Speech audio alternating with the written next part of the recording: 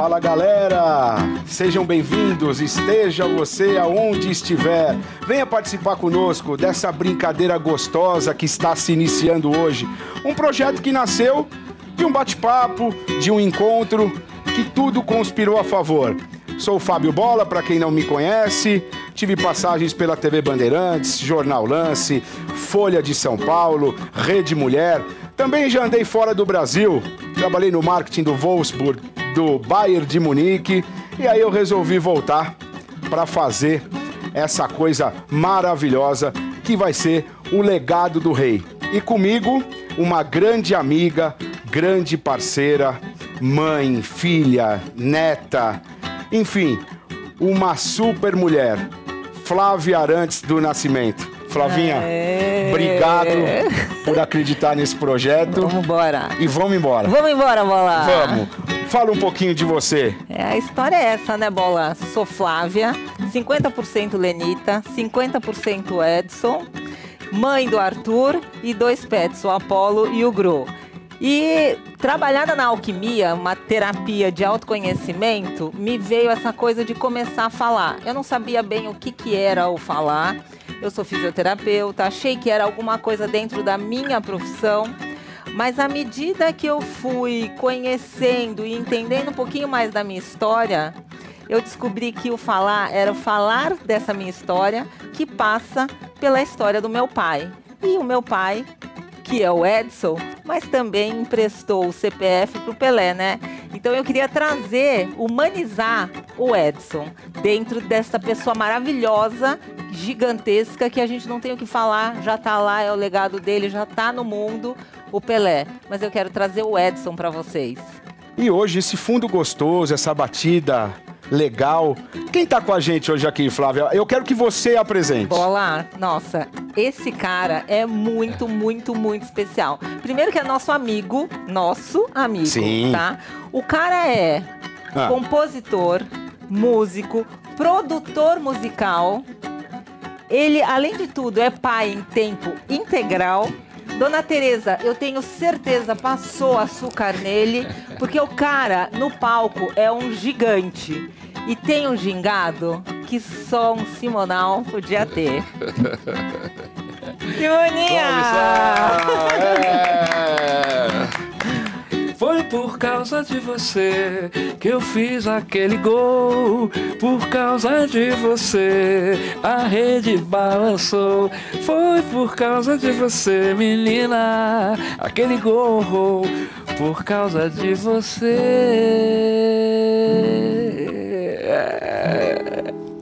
Ai, legal. Chegamos. Obrigado por aceitar nosso convite, tá batendo esse papo aqui conosco. Viva, prazer é meu. Falar de música, futebol e a história de Edson Arantes do Nascimento, do Pelé, do teu pai, Wilson Simonal, 2 gigantes. Olha, estou até emocionado, porque primeiro a Flávia, né, que eu conheço e gosto tanto, e nova fase da sua vida. Você, que eu conheço há tanto tempo também, né, que também tem uma história com a sua família. Então é muito bacana poder ver vocês 2 juntos e poder estar aqui participando junto com vocês. É muito especial. Você nasceu no Rio, carioca, filho de flamenguista. Por que o Palmeiras, Simoninha? Como o futebol entrou na sua vida e por que o Palmeiras? Eu acho que eu já contei essa história algumas vezes, porque era uma pergunta que vira e mexe acabou me perguntando, né? Bom, eu sempre morei entre Rio e São Paulo. E quando eu mudei definitivamente entre o meu nascimento e os 10 anos de idade, entre o meu nascimento e os 9 anos de idade, para ser preciso, eu ficava sempre entre Rio e São Paulo. Morava 1 ano em São Paulo, 2 anos no Rio, 2 anos em São Paulo, 1 ano no Rio. Enfim, quando eu vim para São Paulo em definitivo, com 9 anos de idade, eu fui morar... fiquei morando durante um bom período ali com a minha família, com meu pai, com a minha mãe, no Lorde Palace Hotel, que era a antiga concentração do Palmeiras. Nossa. O Palmeiras concentrava ali na Rua das Palmeiras, ali, no Lorde Palace Hotel. E aquela seleção, né, ali era a segunda academia, né? Luiz Pereira, Leão, Ney, Leivinha, Dudu, Ademir, e entre tantos outros, e o grande César Maluco, figuraça. Ele tinha uma loja de roupa do lado do hotel e era muito amigo do meu pai sempre foi muito amigo dos jogadores. E o César gostava de mim, porque eu chegava da escola e ia lá encher o saco do pessoal na loja dele, porque né, eu morava num hotel, não tinha muito o que fazer, criança, cheio de energia, né? E ele gostava de mim e ele falou assim, vou levar o menino lá no treino comigo. Aí meu pai falou, pode levar.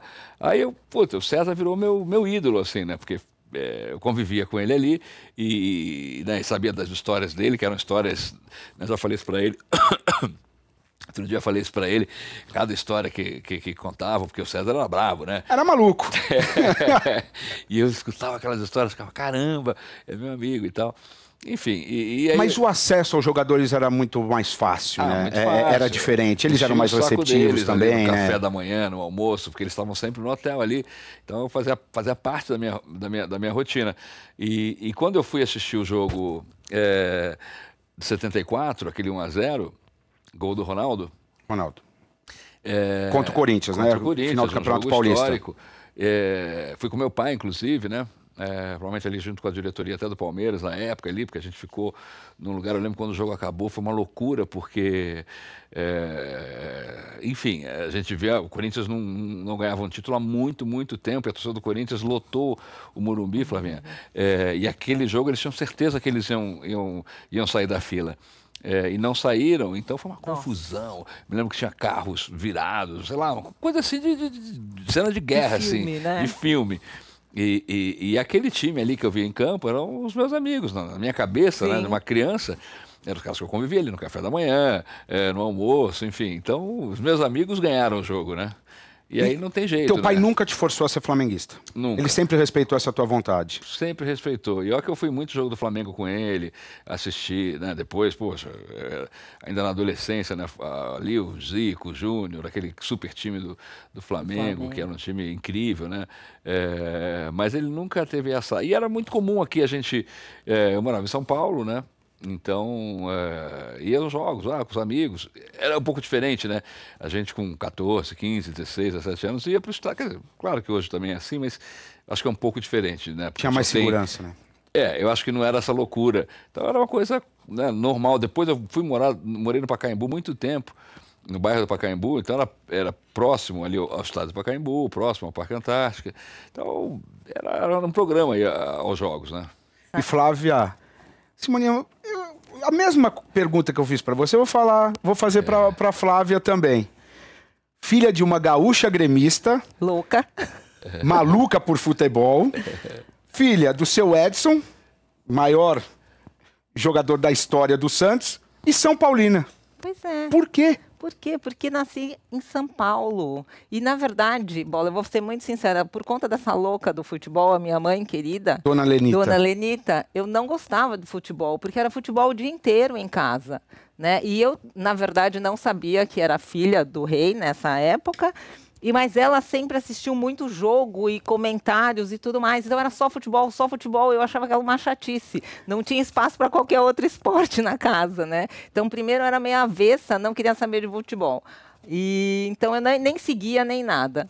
Em São Paulo, já maior, com a coisa que o São Paulo teve uma época muito boa, né? Agora, graças a Deus, voltando também. Já mais ou menos 10 jogos sem saber o que ia perder. Mais ou menos. Me encantei pelo futebol, comecei a acompanhar e passei a adorar o futebol. E meu pai, extremamente, né, democrático, nunca questionou o fato de ser eu, São Paulina, a única da família. E o resto da família, resto é tudo santista. Todos santistas. Com exceção do meu filho também, que é São Paulino, né? E com o neto, ele nem deu uma forçadinha? Conta pra gente. Ele não tentou, não levava na vila? Tentar, ele tentou. Houve 2 momentos. Uma que ele brincando com o Arthur, eu vou pedir para comprar o seu passe se você virar santista. E uma vez também o Arthur, nesses últimos jogos que o São Paulo deu uma no Santos... E meu pai virou pra ele, menino, eu comecei a encher o saco, né? Vai ganhar 3 copas e depois vem falar comigo. Aí não dá, né? Aí pra discutir com o rei desse jeito não tem como, né? Não tinha nível. Só que eu queria saber uma coisa, Simoninha. Ele joga bola. Você sabe que ele joga futebol, né? Eu, na verdade, até conheci... É isso que eu queria saber. Ele joga bem. Porque eu conheci com o dedinho machucado. Nós nos conhecemos por conta de um dedinho quebrado no futebol. Você tratou do Simoninha, é isso? Tratei do Simoninha. Foi assim que a gente se... Você sabe que a gente... Você que devolveu esse gingado dele aos palcos.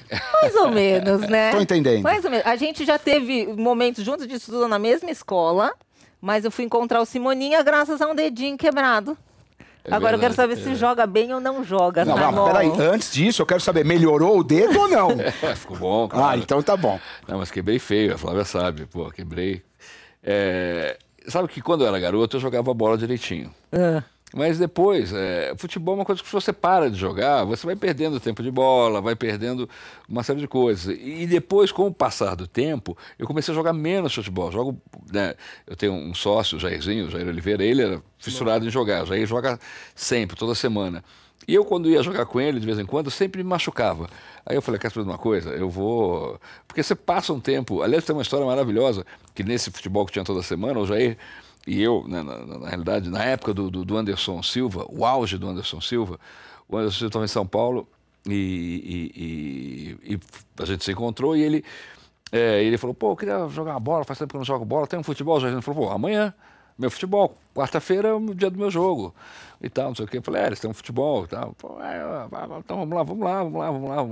Pô, aí chegou lá o Anderson, no auge, aquele auge dele, assim, era o maior lutador do mundo naquele momento. Aí, a primeira bola, vem um garoto e dá no Anderson Silva. Meu Deus. A primeira. Eu olhei assim e falei, não. Não tô acreditando, né? Os caras não sabem quem é. Não tinha 5 minutos de jogo. Continuou o jogo, uma outra bola, vem um cara e dá quase uma voadora no Anderson. Mas juro, a bola, um negócio assim, eu fiquei assim, paralisado. Eu falei, não, mas sabe que o cara tem um parafuso mesmo? E o Anderson, muito educado, assim, e brincalhão assim, sorrindo, falou, gente, obrigado, já deu pra a mim. A vozinha dele fininha, né? Aí quando ele saiu, ele virou assim e falou, não dá, esse negócio de futebol, esse esporte é muito violento. Ele reclamando do futebol ser violento, né? Simoninha, como é ser filho do Simonal?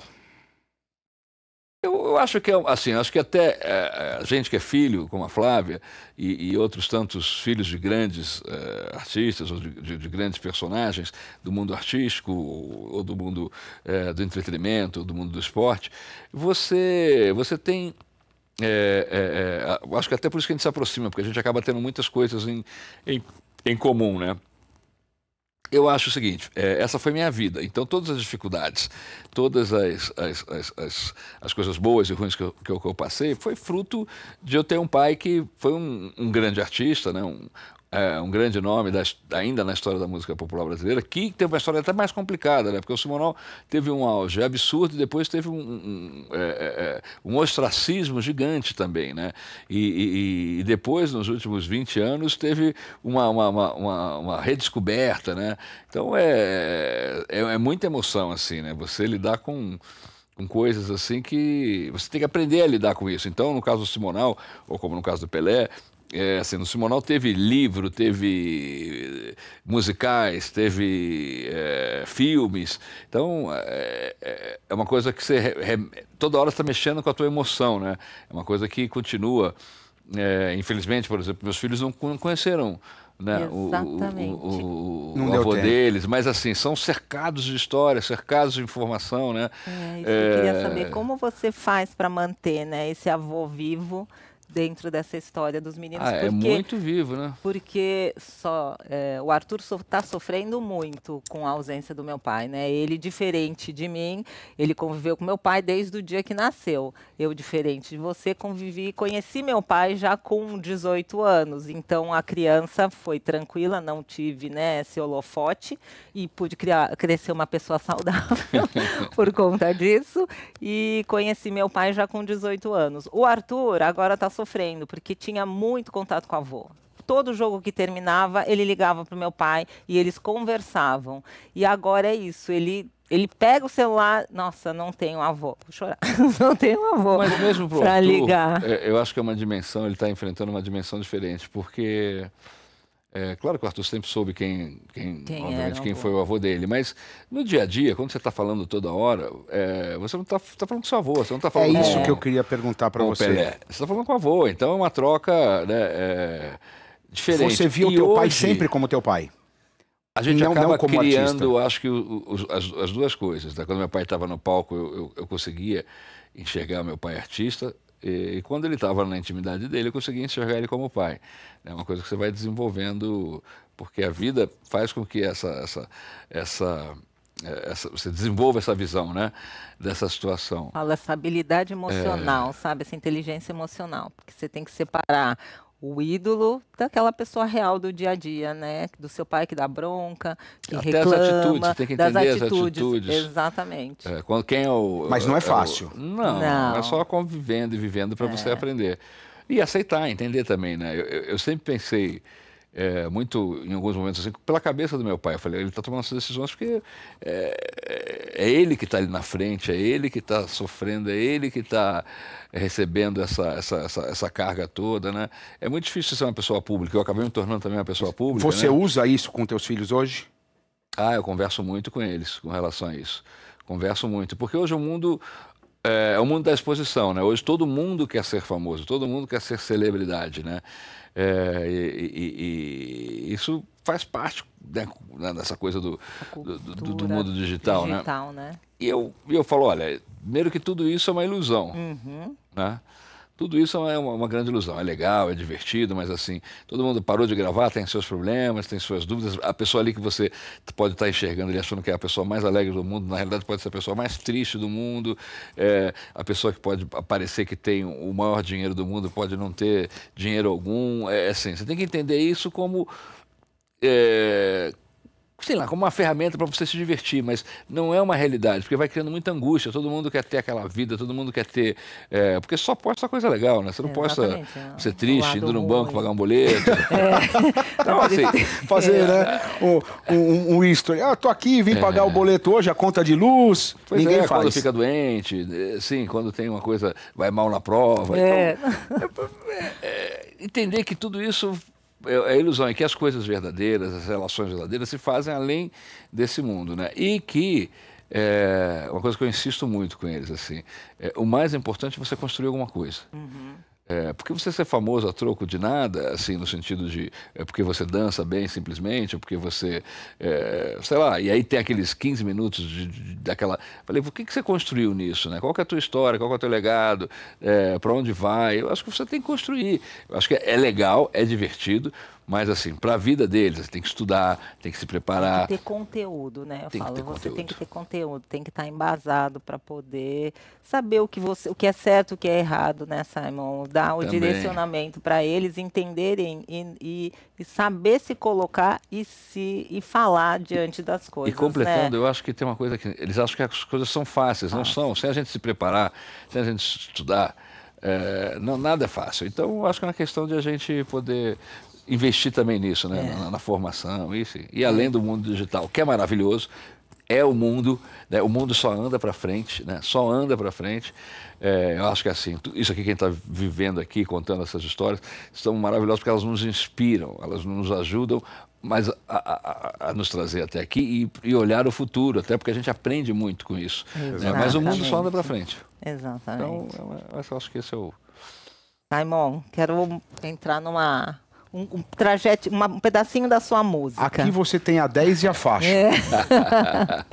Olha só, para tão longe eu fui, tá na hora de voltar. Vivi tantas coisas para de novo começar. Aonde foram esses momentos que a gente precisou dar uma segurada no freio, rever tudo e começar, talvez na mesma ou em outra rota? Eu acho que isso é um pouco a vida de todos, a partir de determinado momento, né? Essa é uma música na minha, quando eu escrevi essa letra, eu acho que eu pensei nisso. Eu estava pensando em mim, mas ao mesmo tempo eu estava pensando em todos, porque eu acho que chega um momento da vida, isso pode acontecer em muitos momentos da vida, com 30 anos, quer dizer, pode acontecer antes, né, quando você entra na faculdade, depois quando você chega aos 30, quando você chega aos 40, quando você chega aos 50, quando você tem uma família, quando você tem um filho, né? Quando você toma uma decisão difícil, que você fala, bom, agora eu preciso recomeçar. Acho que eu preciso, né, já aprendi um monte de coisa, né, e vou tentar usar essa experiência para recomeçar um novo caminho, uma separação, né? Coisas boas e coisas difíceis, mas eu acho que a mensagem é no sentido de você falar, bom, ok, então vamos lá, agora vamos zerar e vamos recomeçar para viver coisas mais, sim, tentar fazer da vida uma coisa melhor, né? Porque tudo isso aqui é muito ligeiro, né? Então eu acho que a gente tem que estar aprendendo com a vida e tentar melhorar sempre. Mas a gente sabe de 2 momentos que foi bem, que assim, importante. Um acidente de moto, lá jovenzinho, que eu acho que também dá uma virada na rota, e aqui na frente, mais velho, já pai, um stent no coração. Então eu acho que ali são 2 momentos que você para e fala, sem dúvida. vou recomeçar, né? Sem dúvida. Porque ou você arruma a rota da vida ou a vida dá um jeito de te parar, né? Exatamente. Então, os acidentes fazem, para mim, assim, usei eles como um ensinamento, né? Alguns você pode ajudar a provocar, outros podem ser simplesmente um acidente, mas de qualquer forma você tem que usar isso como essa experiência como uma ferramenta de mudança. Eu queria mudar muitas coisas na minha vida e consegui, através de sustos que a gente toma na vida, conseguir fazer essas mudanças. Acho que isso... eu fico muito irritado com as pessoas com quem eu convivo, com amigos que falam assim, eu sou assim mesmo e não vou mudar. Eu falo, não, mas... Síndrome de Gabriela. Tem um nome isso? Gabriela Cravo Canela, assim, eu nasci assim, eu vivi assim. Gabriela, isso aí. Muito bom. Pois então, mas aí cada um, mas eu tenho momentos assim, eu gosto de uma expressão que eu acho muito interessante, assim, quando a gente está vivendo um momento difícil, ruim, a gente muitas vezes se acostuma com esses momentos. E um dia eu vi, alguém me contou isso e isso ficou na minha cabeça, assim. E aí chega alguém, que pode ser qualquer pessoa, pode ser alguém da família, pode ser um amigo, que a gente fala que os anjos falam através das pessoas, e falam mesmo. Concordo assim. Plenamente. E chega e para você fala uma coisa, olha, você é maior que isso, você pode ter, isso vai te destruir. E aí naquele momento você fala, caramba, você até sabe, mas precisa vir uma voz ali que te... Então é importante, né?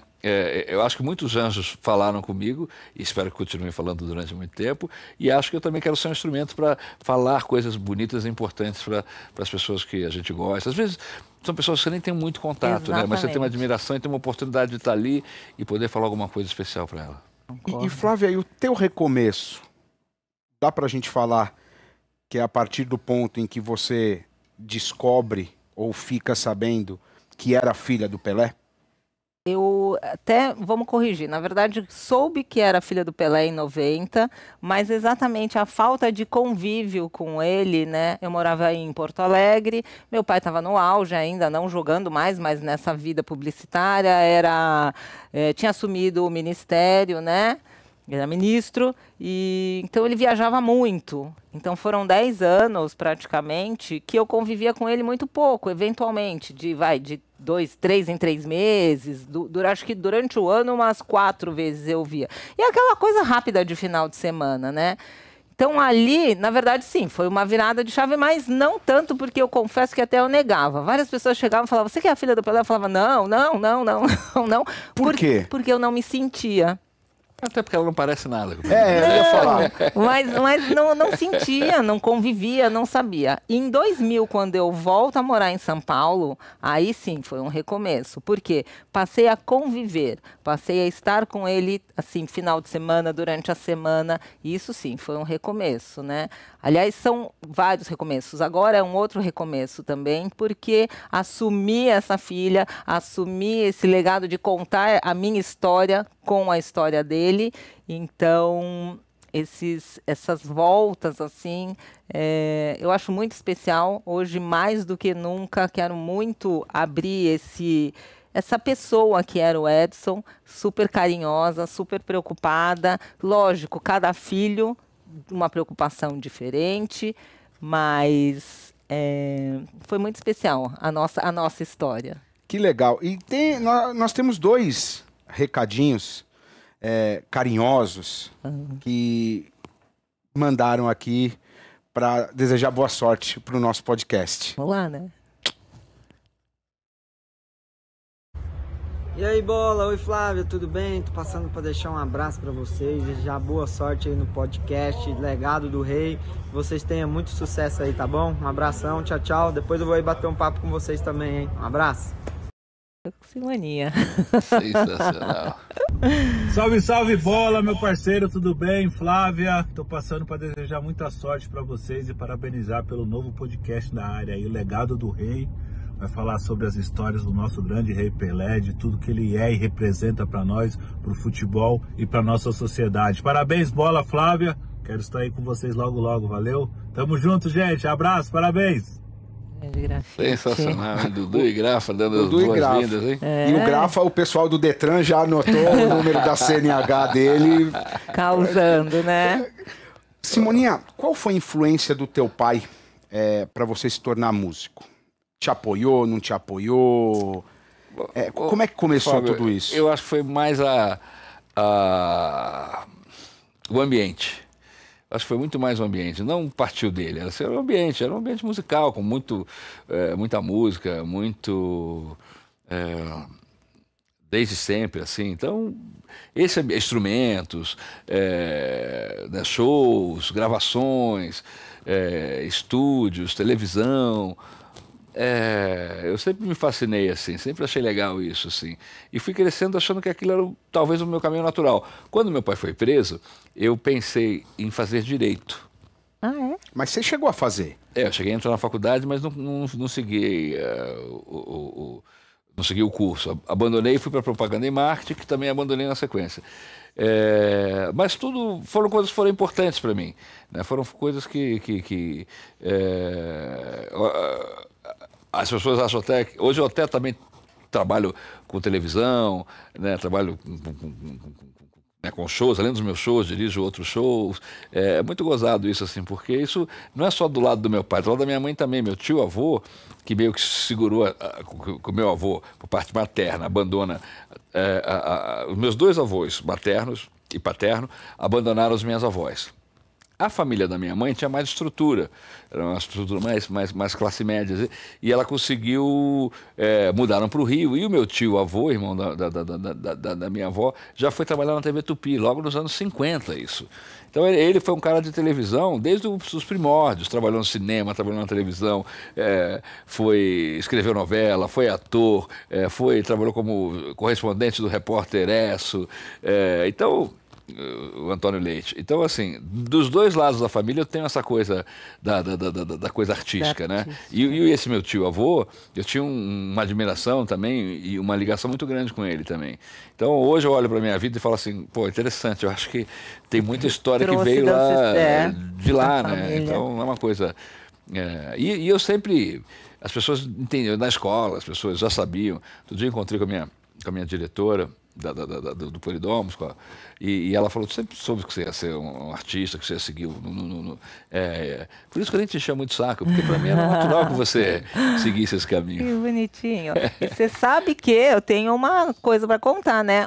Uma das habilidades do meu pai era tocar violão, fez música, tocou com seu pai, tem mais de 100 músicas, e na verdade quem inspirou ele foi meu avô, o Dondinho, que tocava cavaquinho. Olha que legal. E ele, seu Edson, sempre muito apaixonado por esse pai, que é o pai que faz ele começar a jogar um futebol, porque meu avô jogava e ele se inspirou no meu avô, não sei se vocês sabem, né?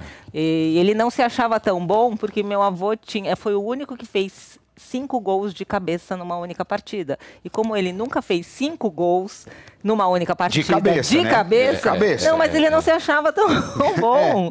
É sério. Mas olha que legal, meu pai, você sabe, ama tocar violão, foi inspirado no meu avô para tocar. Eu não sabia dessa história, vi num filme recentemente, estava passando aí, tem uma história que conta a história né, um dos filmes que conta a história do Pelé, até o Seu Jorge faz o pai. Isso. Dondinho. E você trouxe pra gente aqui uma obra de arte, uma relíquia, uma coisa linda. E para falar um pouco dessa amizade do Simonal com o Pelé, é uma revista Manchete de 1970, é isso? Eu queria que você contasse essa história e mostrasse pra gente o que foi esse show, o que representou... Então, um pouquinho antes, o Pelé... Pô, isso aqui é uma relíquia e olha o estado, né? Tô muito feliz. Cuidado, eu não quero nem mexer, Flávia, porque... aqui, ó, Festa do Rei, é lindo, né? O Maracanãzinho lotado, em delírio, consagrou Pelé e Simonal numa noite de música e abraços. Tem várias curiosidades isso daqui, né? Foi antes da Copa do Mundo de 70, né? Obviamente, 69 Pelé faz o 1000º gol.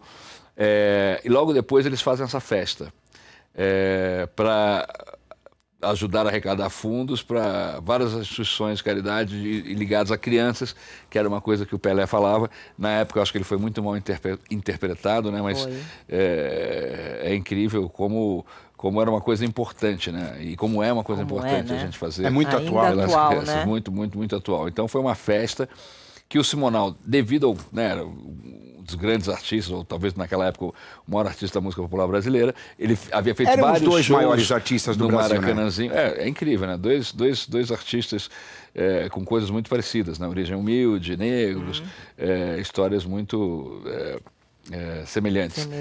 E o Simonal havia feito vários shows no Maracanã, inaugurou essa coisa dos shows, né, em grandes estádios, a partir do festival.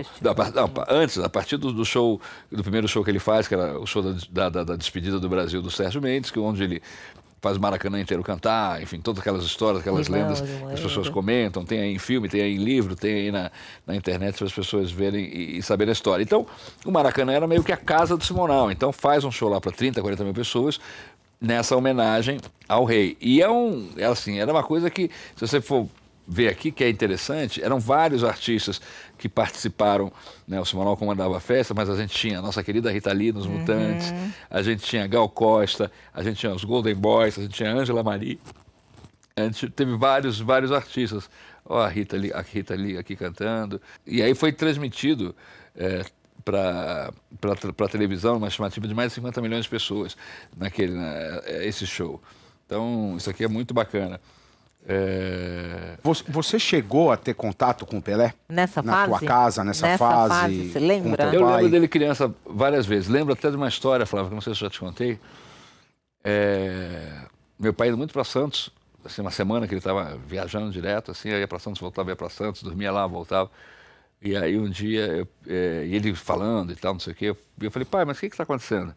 Ele falou, não, estamos aqui conversando, os amigos, que o Pelé está na dúvida se ele vai ou não vai para o Cosmos.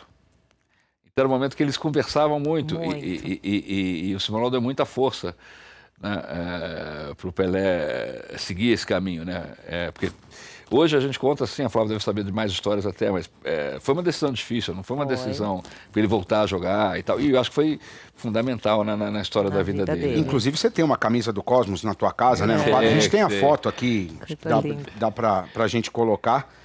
Isso é uma relíquia, né? Tem uma camisa... E tem uma camisa muito especial. Eu vou mandar a foto aqui para vocês. Tem uma foto que eu acho muito enigmática, do Simonal vestido de Pelé e o Pelé vestido de Simonal. E nessa foto, o Simonal está com a camisa da seleção que o Pelé deu para ele. E essa camisa eu tenho também autografada, né? Meu pai me deu essa camisa. E um dia, junto com a Flávia, lá na casa dele em Santos, eu levei essa camisa para ele autografar e imortalizar essa camisa. Eu fiz como se fosse um museu, né? Porque é uma obra de arte, né?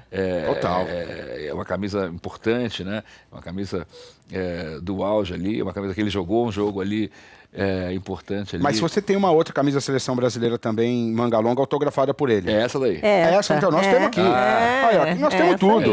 E que foi, né, dada para o seu pai. É verdade. Você vê, é uma obra de arte, né? Para mim é muito significativo e muito emocionante. Fofo, né? Do seu tio. Do seu tio.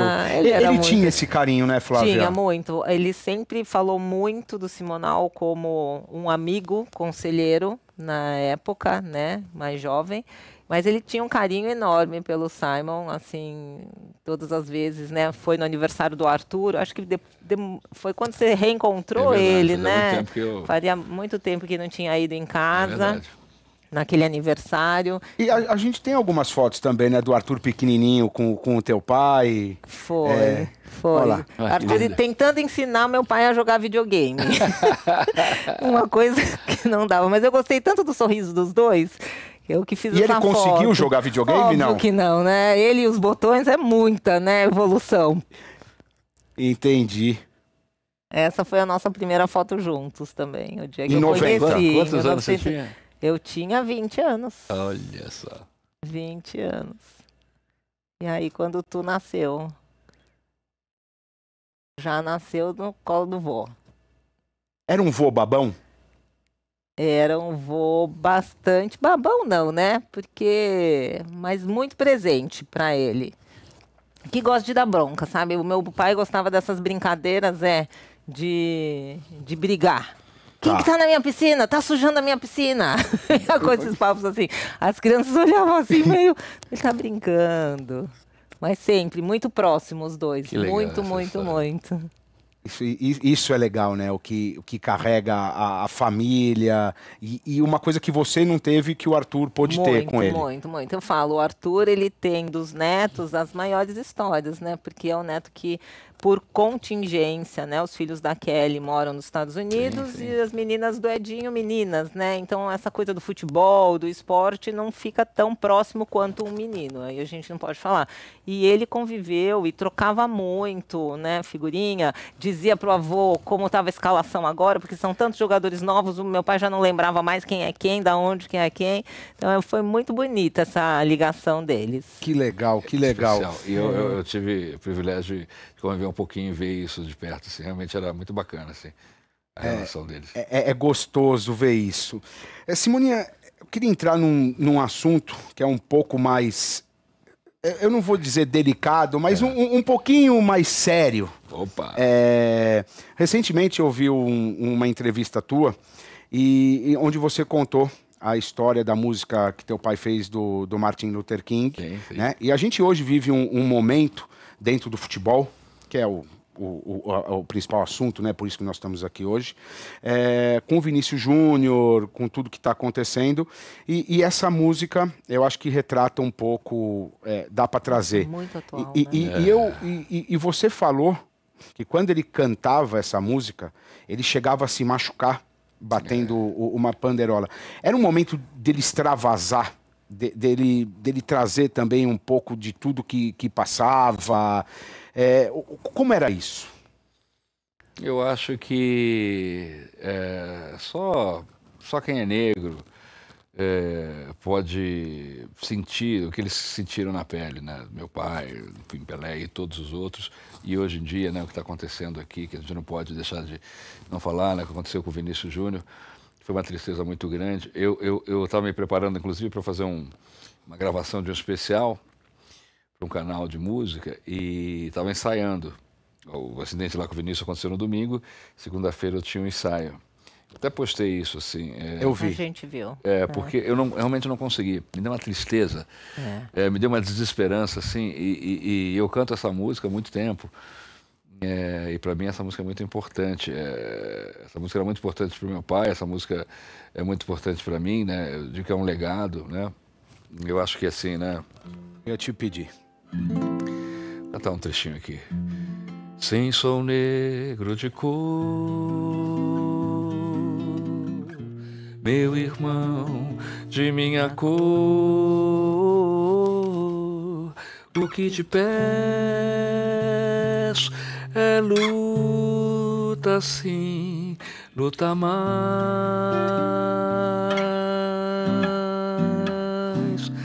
que a luta está no fim.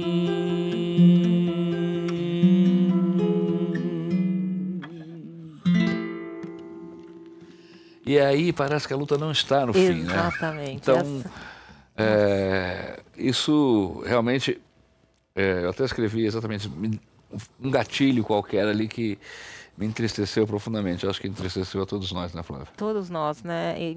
Assim, para mim é uma coisa que é inconcebida dentro do futebol. O cara que é mais ovacionado é um negro. Como é que dentro não justifica em lugar nenhum?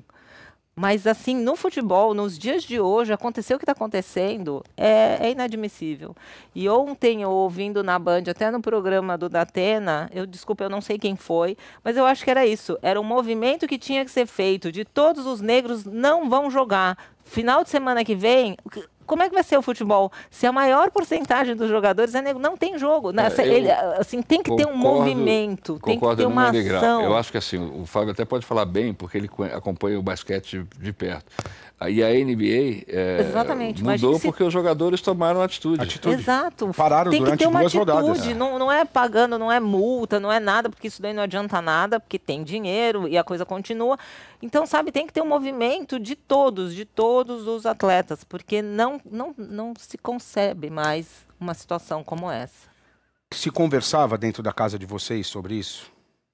Ou não era um assunto tão presente como é hoje? Na minha, sim.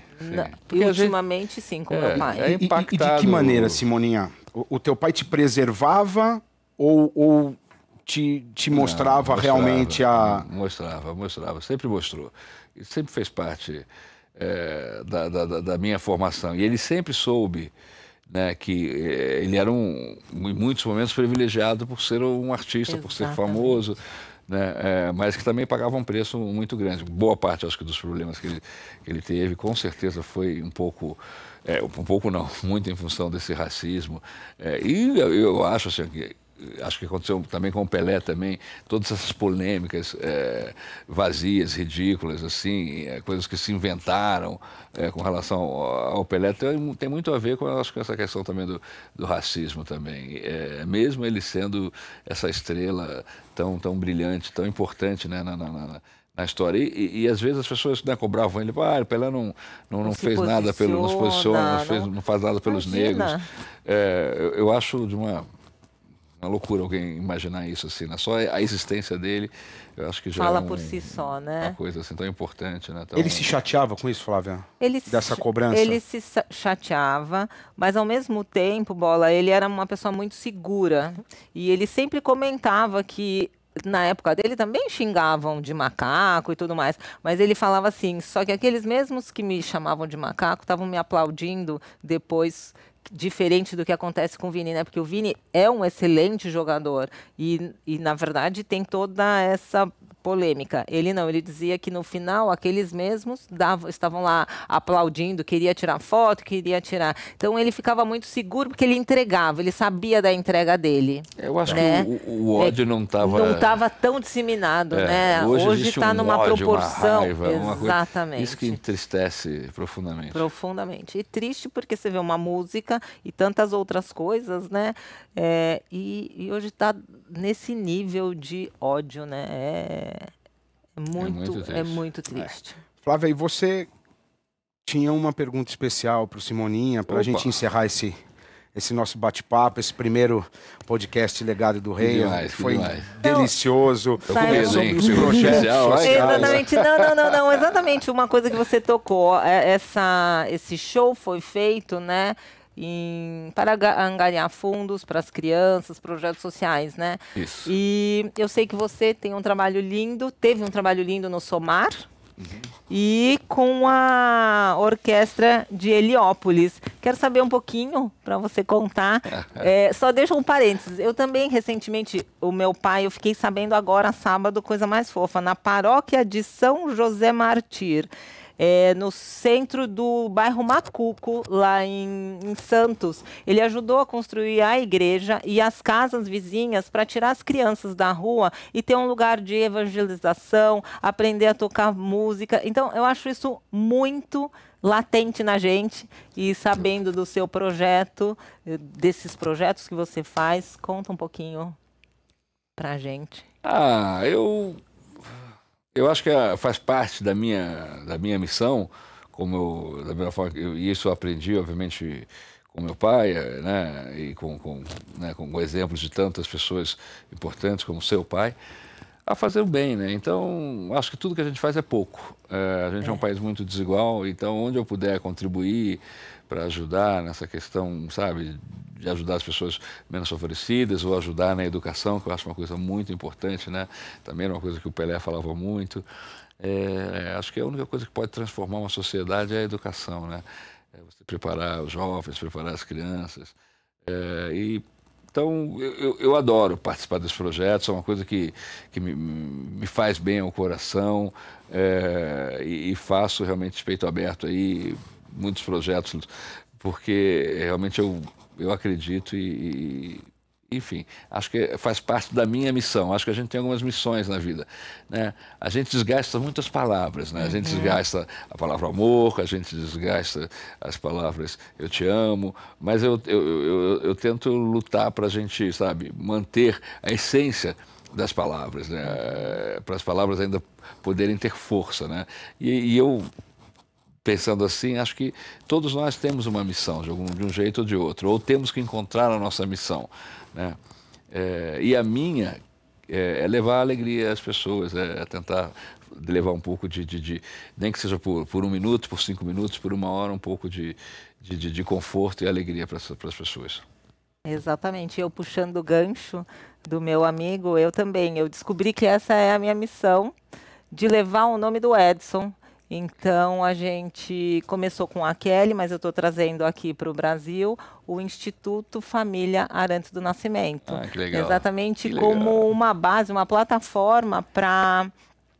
Eu não quero ser nem o lugar, mas sim usar o nome como uma chancela de projetos sociais, que a gente valide, né, os projetos, ok, vale a pena desenvolver isso, e fazer a captação. Então, essa logo, com certeza, a gente vai ter um Instituto Família Arantes do Nascimento para desenvolver, porque é isso, a gente precisa ajudar, eu acho que é devolver um pouco, nós fomos privilegiados de alguma forma, e eu acho que é uma forma de devolver isso para o mundo, porque é isso, a base de tudo é a educação, é dar condição para as pessoas se capacitarem, né, Simon? E senão a gente não vai sair de onde a gente está. Isso para mim é muito latente. Simoninha, Fábio, obrigado. Obrigado a vocês, viu? Por aceitar nosso convite. Obrigado. Com certeza, os papos lá em cima estão super orgulhosos. E o som? A alegria, né? Filhos e o meu pai palhaço do que é, o seu também, só imagina. Foi muito legal. Flavinha. Bola. Valeu. Aconteceu. Tá vendo? Enfim. Posso tocar uma saideira? Deve. Por favor. Eu lembrei aqui, uma das últimas fotos que outro dia postaram, eu não conhecia essa foto, foi no programa da Hebe, estava o Pelé. Depois, eu até soube bastidores que eu não posso contar no programa, porque da vida... Não, mas você conta pra gente e a gente conta depois. Flávia, conta pra gente e a gente conta depois. Tava o Pelé, o Simonal, o Jair Rodrigues. Então esse que era trio, um hein? trio, E o Jairzinho tava na foto também, né? O Jairzinho ali com uns 15, 16 anos, 17 anos, eu vi assim, essa né? foto. Você viu? Eu vi. E aí um amigo meu, um grande compositor, o Gabriel Moura, compositor de grandes sucessos na voz do Seu Jorge, né? Escreveu assim na legenda: pô, que foto é essa? É o encontro do Conselho Jedi e o Jairzinho é o pequeno Padawan. Espetacular. Legal. Descendo a rua da ladeira, só quem viu pode contar.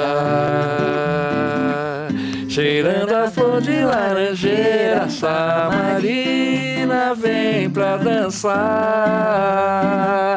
Saia branca costumeira, gira o sol que parou pra olhar. Com seu jeitinho tão faceira, fez o povo inteiro cantar. Olha aí, o cara não é um gigante? Maravilhoso! Viva Muito Pelé! obrigada!